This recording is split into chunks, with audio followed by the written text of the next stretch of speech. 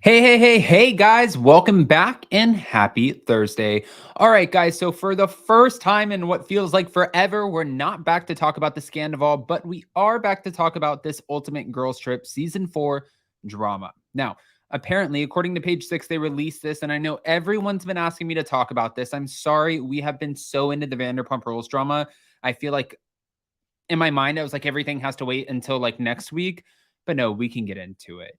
Don't forget to smash that like button. If you're not subscribed, get subscribed. Don't forget to hit that notification bell. And thank you to everyone who joined us for our Vanderpump Rules watch party last night on our messy little sister channel, Up and Adam 2. And also thank you for 15,000 subscribers. If you're not subscribed to her, go get subscribed. And thank you for 152,000 subscribers over here. Get subscribed as well. With that, I think it's probably about time to jump right in. It's time for all your binge-worthy pop culture news.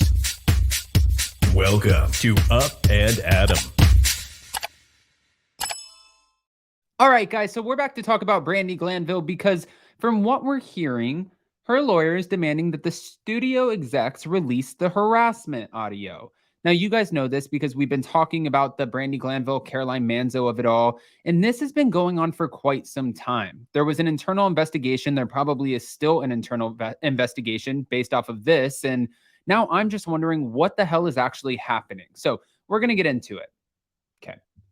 Thank you, page 6. Attorneys for reality star Brandi Glanville have sent a letter to Warner Brothers demanding that it release audio and videotapes that they claim will prove that she didn't inappropriately harass a co-star during filming for a show that it produces. Now, Caroline Manzo claimed that Brandi Glanville touched her in the breast and genital area without her consent while they were off camera on the set. This was on the set of the spinoff Real Housewives Ultimate Girls Trip in Morocco. This was in January. But attorneys for Brandi say that Shed Media, a Warner-owned production company that makes the show for NBC Universal streamer Peacock, should have released the audio from the star's microphones immediately to show Manzo's claims were allegedly unwarranted. It is absolutely unacceptable that your company would knowingly and willingly allow such a story to take hold in the media without any regard for the truth or the impact on Miss Glanville's reputation.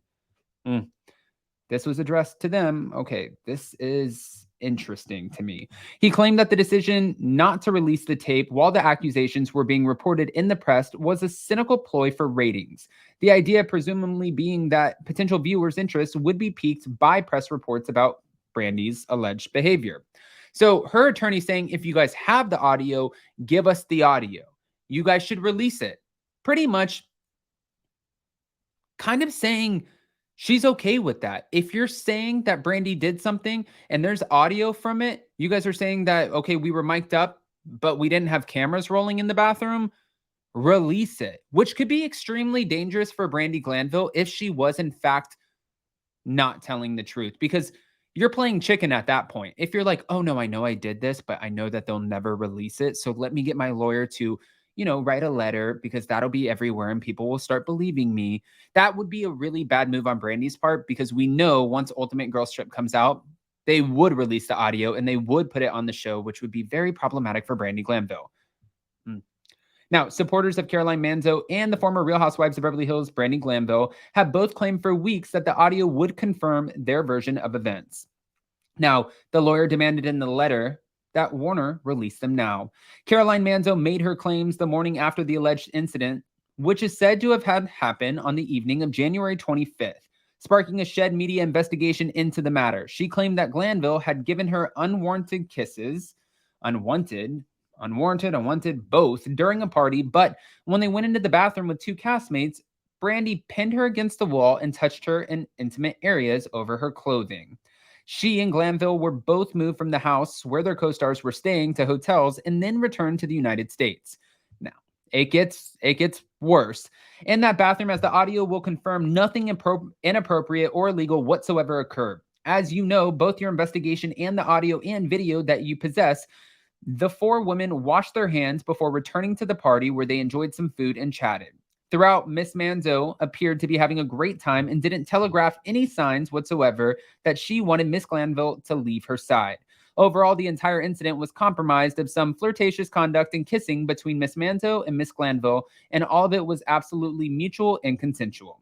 Now, the letter was seen by Page Six, and it also claims that the Fame Studio is aware that 3 eyewitnesses corroborate her actions, yet Shed Media and Warner Brothers have chosen to sit idly by and let this false narrative continue.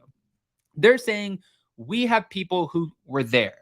I heard that originally that there were people who were there and that there were, just witnesses, and those witnesses said that this didn't happen. But then again, you never want to take away from like Caroline Manzo, who's like, this is how I feel violated. Because if she felt violated, you're not going to tell somebody how they can feel. Then, okay, she felt violated. But we want to know, did Brandi actually commit any of these actions?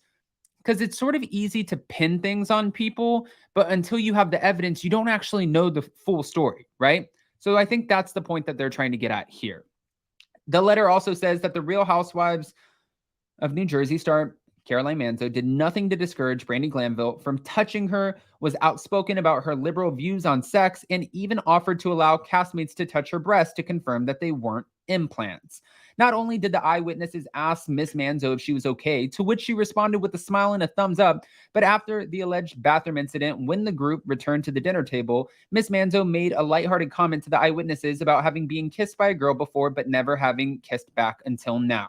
Now, the night in question was one that was egged on by their own producers, and this is what they're saying. The lawyer said, by your own producers, who earlier in the same day encouraged Miss Glanville to bring some excitement to the party.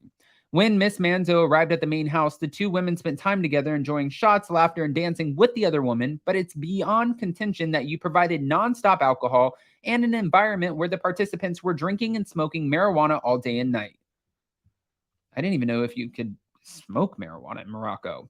The letter also claims that Shed sent Glanville home because of the incident, and then realizing she wasn't guilty, is now attempting to insinuate that Miss Glanville engaged in sexual harassment with an entirely different individual, a producer, as a means to justify her ejection from the show. Page Six has, because this has been going on for so long, previously reported that Glanville is alleged to have addressed a producer by name and said loudly in front of the cast and crew, "I want to f*** you tonight." Now, she denied this.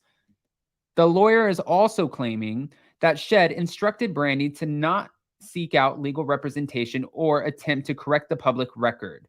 He said those instructions were unacceptable and disturbing. He also claimed that it didn't confirm that Brandi Glanville had taken a compulsory sexual harassment training program that it requires all cast members complete before filming begins.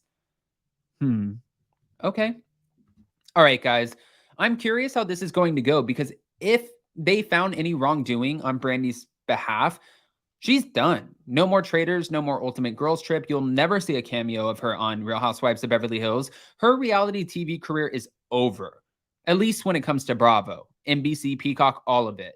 So I think that's why she's fighting so hard and saying, if you have the audio, release the audio. If I did something so bad, release it. Like I said, you're playing chicken, because if they have something and they release it, that's a dangerous game to play. And I also don't want to say that Caroline's lying, because maybe that's how maybe she felt after everything happened, violated. Who knows? We're going to see how this all plays out. But now, since the lawyers are involved, I'm curious what that means for Brandi's relationship with the network. Guys, go ahead and comment below. Let us know what you think. And before you go, don't forget to smash that like button. If you're not subscribed, get subscribed. Don't forget to hit that notification bell. And with that, we'll see you next time. Bye, guys.